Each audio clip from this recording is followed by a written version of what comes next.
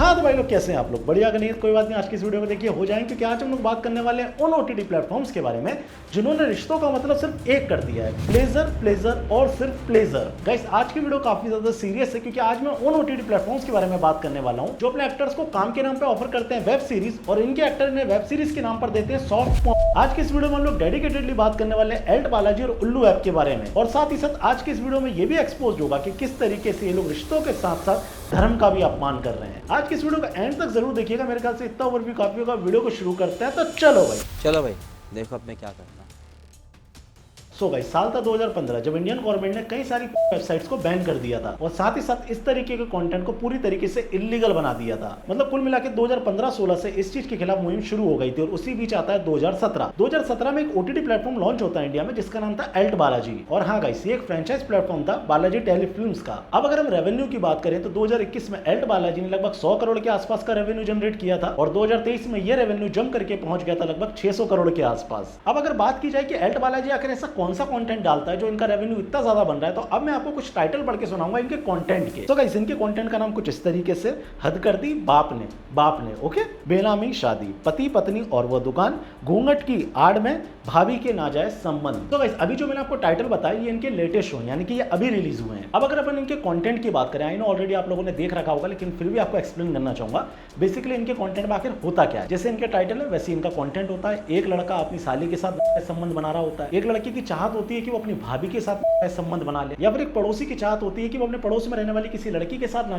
संबंध बना ले। इनकी पूरी की पूरी स्क्रिप्ट, पूरी की पूरी कंटेंट मैंने आपको 20 सेकंड में समझा दी, और यही इनका कंटेंट है जिसके दम पे ये लोग 600 करोड़ का रेवेन्यू जनरेट कर रहे हैं। देखिए हमारे धर्म गुरु बार बार ऐसे ही नहीं कहते कि धर्म की रक्षा करो, धर्म की रक्षा करो। उसके पीछे एक लॉजिकल रीजन होता है। धर्म जो होता है ना, वही आपको रिश्तों के बारे में बताता है, ठीक है। अगर धर्म नहीं होगा ना तो आपके लिए लड़की सिर्फ लड़की रह जाएगी, लेकिन जब उसमें धर्म आ जाता है तब आपको पता चलता है कि ये लड़की जो है वो मेरी माँ हो सकती है, मेरी बेटी हो सकती है, या फिर मेरी बहन हो सकती है, या फिर मेरी बीवी हो सकती है। अब अगर हम धर्म को बीच में से हटा देंगे तो लड़की सिर्फ लड़की बचेगी, उसमें कोई रिश्ता नहीं बचेगा, कोई फीलिंग्स नहीं बचेगी, कोई सम्मान नहीं बचेगा। ये सारी बेसिक चीजें जो शायद इस प्लेटफॉर्म के मालिक यानी कि एकता कपूर को नहीं पता होंगी। खैर गाइस, अब कोई भी व्यक्ति अगर इस तरीके का कंटेंट बनाएगा तो हमारी उम्मीद यही होगी कि हिंदुस्तान की गवर्नमेंट उसको बैन करेगी। लेकिन क्या इंडिया में ऐसा हुआ? नहीं, बिल्कुल नहीं हुआ। बैन करना छोड़िए, बल्कि इसका बिल्कुल उल्टा हुआ। इस प्लेटफॉर्म के मालिक को बुला के सम्मानित किया गया। जी हाँ गाइस, बताना चाहूंगा 2021 में एकता कपूर को पद्मश्री अवार्ड से नवाजा जाता है इस देश के प्रेसिडेंट के द्वारा। कुमारी एकता रवि कपूर, कला सिनेमा।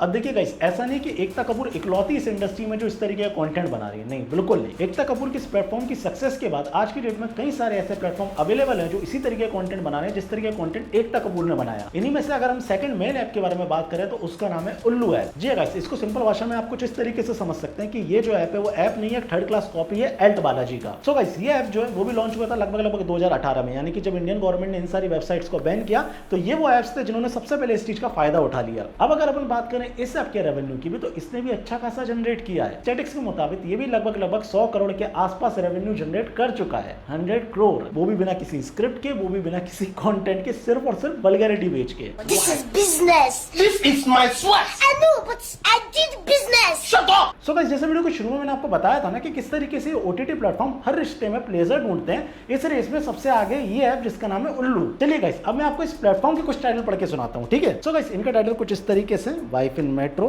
साली आदि घरवाली, सास बहू एंड एनआरआई, दामाद जी पलंग तोड़, बेटा आशिक बाप अय्याश, माँ देवरानी बेटी जेठानी, चाची और भतीजी, दुल्हन देवरानी जेठानी और वो। ये अभी मैंने आपको लगभग 7-8 नाम पढ़ के बताएं, लेकिन अगर आप इनके प्लेटफॉर्म पे जाएंगे और स्क्रॉल करेंगे तो लगभग 200 से ज्यादा ऐसा कंटेंट मिलेगा जिनके टाइटल कुछ इसी तरीके के होंगे। और अगर आप उन अंदर स्क्रिप्ट की बात करें तो वो भी कुछ इसी तरीके की होगी कि किस तरीके से एक भाई अपनी भाभी के साथ संबंध बनाना चाहता है। कुल मिला के इनको भी वही मसालेदार कहानियां बनानी है जिसमें आदमी रिश्तों में प्लेजर ढूंढ सके। और जब आप इन लोगों से इस चीज के ऊपर सवाल करेंगे तो ये आपको ये एक्सप्लेनेशन देंगे कि यार लोग देखना ही ये चाह रहे हैं, लोगों की डिमांड है इसलिए हम उन्हें सप्लाई कर रहे हैं। अगर डिमांड के हिसाब से ही हर चीज होती है तो गवर्नमेंट को तो हर तरीके के नशे को लीगल कर देना चाहिए। लोगों की डिमांड है सीधे 100 रुपए की चीज वो 10,000 रुपए में खरीद रहे हैं, तो गवर्नमेंट को उस चीज को लीगल कर देना चाहिए कि 100 की चीज 100 में ही मिले। हर चीज जो आपके हिसाब से डिमांड है जरूरी नहीं कि उसके ऊपर कंटेंट बनाया जाए, कई बार इन चीजों को इग्नोर भी किया जा सकता है। खैर अभी तो आपको मैंने इनका ये वाला पार्ट दिखाया कि ये लोग किस तरीके तरीके से रिश्तों में नाजायज संबंध ढूंढ रहे हैं। लेकिन अब मैं जो पार्ट आपको दिखाने वाला हूँ वो काफी ज्यादा सीरियस है और सेंसिटिव भी। अब मेरी आप लोगों से हाथ जोड़ के विनती है कि इस पार्ट को एकदम ध्यान से सुनिएगा और इस पार्ट को ट्रिम करके जहां हो सके वहां शेयर जरूर कीजिएगा। सो गाइस, इसी उल्लू ऐप के ऊपर एक सो कॉल्ड वेब सीरीज आई थी जिसका नाम था खुल जा सिम से। इसके एपिसोड 4 में हमें देखने को मिलता है कि एक लड़की जो गांव में रह रही होती है वो अपने लिए एक ऑब्जेक्ट मंगवाती है। आप इस चीज को ऑब्जेक्ट भी कह सकते हैं, सामान भी कह सकते हैं, जो चाहे आप वो कह सकते हैं। बेसिकली ये वही चीज है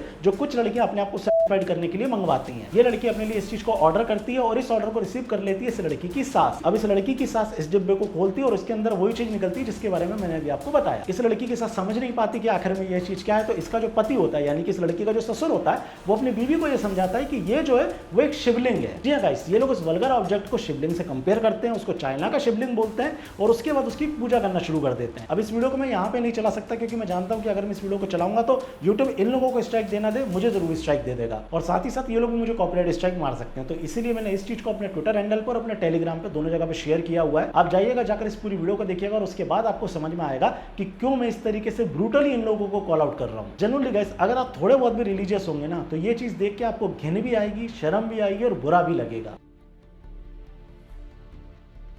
सो गाइस, अभी तक अपन लोगों ने बात करी इस प्लेटफॉर्म के बारे में। अब अपन बात करते हैं इस प्लेटफॉर्म में काम कर रहे एक्टर्स के बारे में। देखिए गाइस, ऐसा है कि हर इंसान, हर दूसरा इंसान अपने जीवन में संघर्ष करता है और उसके बाद विजय को प्राप्त करता है। आप लोगों ने भी अपनी लाइफ में स्ट्रगल किया होगा या फिर आज की डेट में भी कर रहे होंगे, लेकिन उसके बाद भी आप सही तरीके से पैसा कमाने के रास्ते ढूंढ रहे होंगे। लेकिन वहीं पर अगर मैं इन प्लेटफॉर्म के एक्टर्स के बारे में बात करूं तो इन्होंने स्ट्रगल को नहीं चुना, इन्होंने चुना चीप फेम को और इंस्टेंट मनी को। जरूर गाइस, आप इनके इंस्टाग्राम पे जाइए, आपको अपने आप घिन आ जाएगी इनका कंटेंट देख के। इनके 99% पोस्ट में ये बोल्ड के नाम पे वल्गैरिटी फैला रहे होते हैं और बच्चों को 1% पोस्ट में इस तरीके के प्लेटफॉर्म का प्रमोशन कर रहे होते हैं। इनकी जो सो कॉल्ड आर्टिस्ट हैं, एक्चुअली इन जैसे लोगों को आर्टिस्ट कहना कला को गाली देने के बराबर होगा, तो मैंने सिर्फ एक्टर या एक्ट्रेसेस ही बोलूंगा। तो इनकी जो सो कॉल्ड एक्ट्रेस हैं, आप उनके इंस्टाग्राम पे जाइए, पहली स्टोरी में भगवान डले होंगे तारे भी ब्रह्मांड तुम हो, और जैसी अगली स्टोरी आएगी उसमें इनके ओनली फैंस का प्रमोशन चल रहा होगा।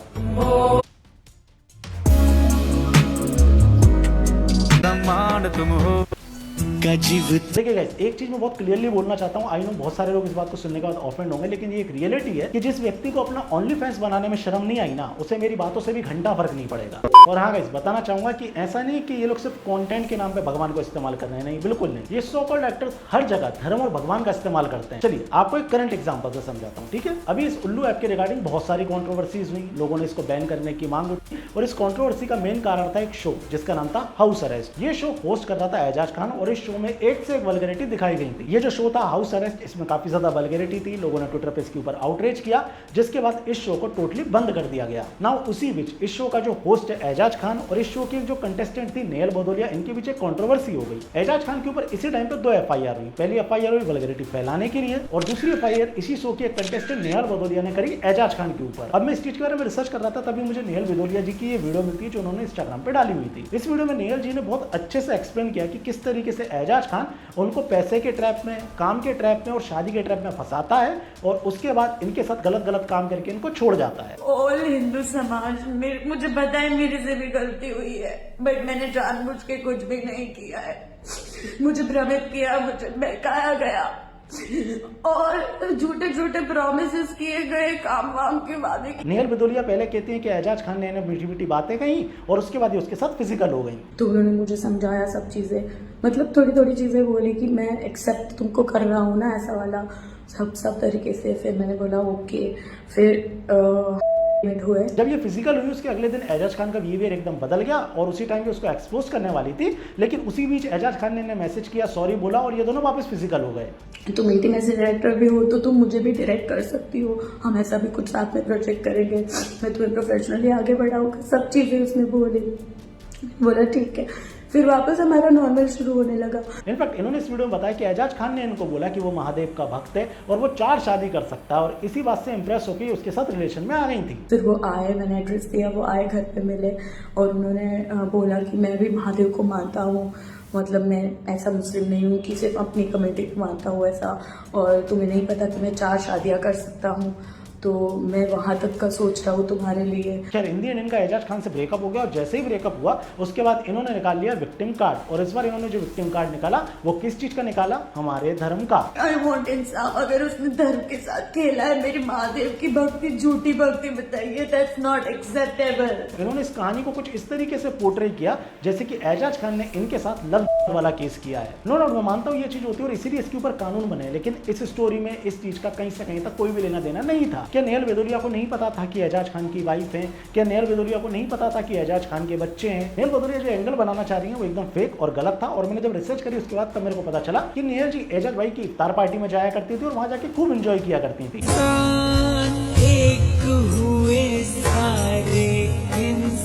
देखिए नेहल जी, जब आप सेकुलर थी तो आपको सेकुलर ही रहना था। आपने अपने फायदे के लिए धर्म के कार्ड को क्यों निकाला, इस विक्टिम कार्ड को क्यों निकाला? आप आज कह रही हो ना कि मैं पूरे समाज से माफी मांगती हूँ, आपको उस दिन माफी मांगनी चाहिए थी जब आप इस व्यक्ति के साथ रिलेशनशिप में आई थी। खैर मैंने इनका एग्जांपल सिर्फ इसलिए लिया ताकि मैं आपको समझा सकूं कि इस प्लेटफॉर्म के मैक्सिमम एक्ट्रेस फ्रॉड हैं, स्कैमर हैं और गलीच हैं। आप 1% भी इनके ऊपर ट्रस्ट नहीं कर सकते। That's it.